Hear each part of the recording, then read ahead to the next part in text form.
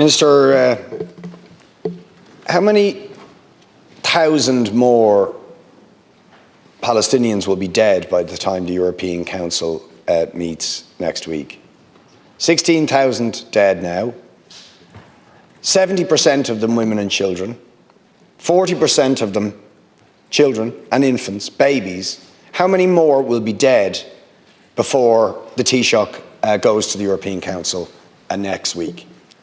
And what he has told us is there's nothing can be done because other members of the European Union don't want to do anything about it.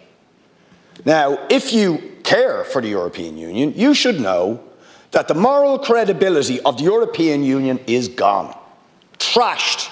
Everybody can see it.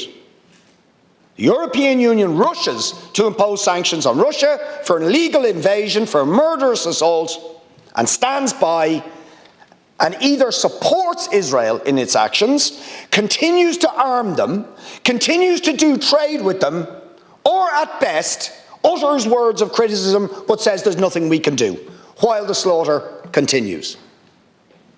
Now that is shameful, shameful. So yes, the Irish government is a bit better, although it took it a while to drop the narrative of so-called Israeli self-defense. And even now, yesterday, the Taoiseach talks about Israel's reaction being disproportionate. Disproportionate. We hear media and politicians describing Hamas actions as barbaric, savage, never use those adjectives to describe what Israel is doing, even though they've killed multiples of people in Gaza, men, women and children over the last number of weeks, and continue to talk about so-called Israeli right to self-defense. You see, and the whole thing hinges on this. Is the slaughter we're seeing in Gaza Israel's reaction to October the 7th, or is it an intensification of a brutal, murderous occupation that has been continuing for decades? Now, you only have to ask the question to know the answer, because it didn't start on October the 7th. It's going on the West Bank all of the time, killing Palestinians, illegal occupation, ethnic cleansing, and it's been going on for decades. Multiple reports condemning Israel for apartheid, for wars against war crimes and crimes against humanity. And the world ignored it, gave them impunity, continued to arm them, continue to support them. So this narrative of self-defense or overreaction by Israel is a lie.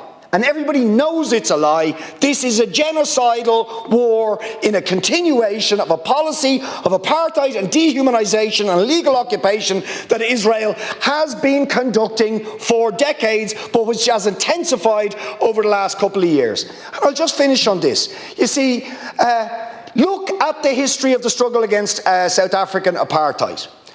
Who held out against the campaign to dismantle that regime? The United States, Britain and a number of European countries. It was countries demanding sanctions that led to the fall of apartheid South Africa, so please act and do the same.